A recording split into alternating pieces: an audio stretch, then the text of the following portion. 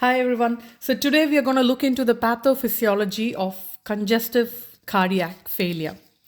So initially what happens is whenever there is a narrowed artery or a clogged artery, that means when there is a fatty plaque in an artery causing a clog, or when the artery itself get narrowed, or when there is any coronary artery disease or hypertension, what happens is it leads into having decreased stroke volume.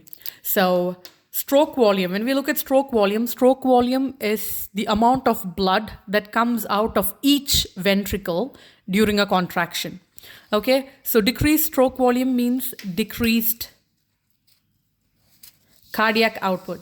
So you can see there is decreased cardiac output happening. When decreased cardiac output happens, what the heart does is it brings about three major changes.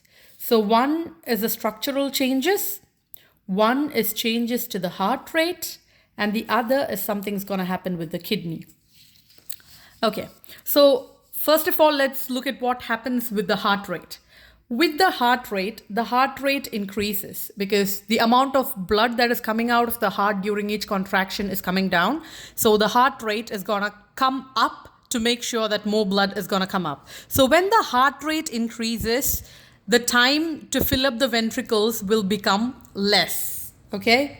And that will lead to the ventricles not becoming totally full, which means there is still less blood going to all the parts of the body. So that's one leg of what's happening. The other leg looks into the structural changes. So first of all, what happens is the ventricles can thin out, leading to something called dilated cardiomyopathy.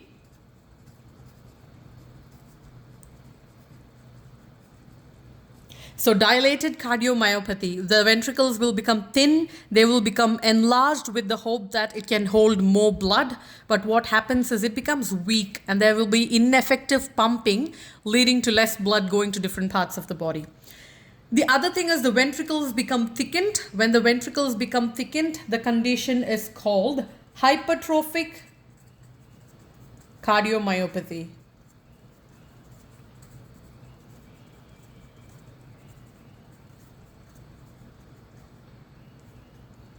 So hypertrophic myopathy, the ventricles become thick, they become stiffer, there is no room for blood.